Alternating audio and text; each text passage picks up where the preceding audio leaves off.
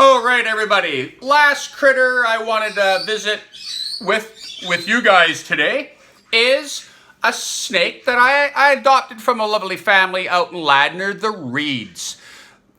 This is a girl. I believe her name was Lucy. She was about 2 years old.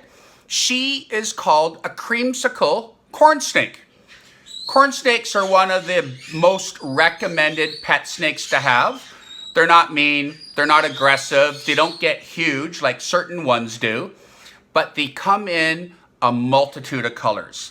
Some are just absolutely amazing colors, and this one is actually named after my favorite popsicle. It's Creamsicle corn snake. So it's orange.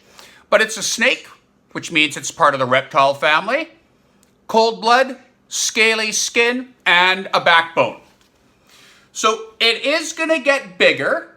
Like I said, it's only about 2 years old. As a baby, it was about this big. And I'm going to say maybe about as thick as a little pretzel. But corn snakes are very common on the east coast of the United States. And these are animals that, a lot of people might not like snakes, but this is someone that you want around your house, because it is going to help you get rid of a pest that you do not want getting inside. All snakes are meat eaters, they're carnivores, so it is going to be going after most of the rodents living around your house, especially mice and up to a certain size rat. They can and will eat other things, but for me, having pet snakes, mice are the preferred food. They're the easiest to get, to store, and just to feed. But you can see the size of its head. It's about the size of, it's smaller than my thumb. This snake can swallow, I'm going to say like 2/3 of an adult mouse, size-wise. So it's almost on adults. And any snake can swallow food 3 times the size of their head. That can get pretty big. The biggest snakes in the world grow around 30 feet. Their heads could be like this big. 3 times the size, pretty big animal. Smallest snake in the world is a type of thread snake. They're only about 4 inches long. I've actually never seen a live one, but if it's 4 inches long, called a thread snake, it's not as thin as a piece of sewing thread, but it's going to be pretty small. So it's a carnivore. It's going to eat its food. And depending where you might find them on the east coast of the United States, they could hibernate. I don't know if they would be awake all year long in like places like in southeast United States. And I'm sorry, I got to get them out of my shirt here. But they are going to do a really good job at helping keep the rodents away. And as I always talk about, you see he's sticking his tongue out. He's not giving you the raspberry or wanting to give you a wet willy.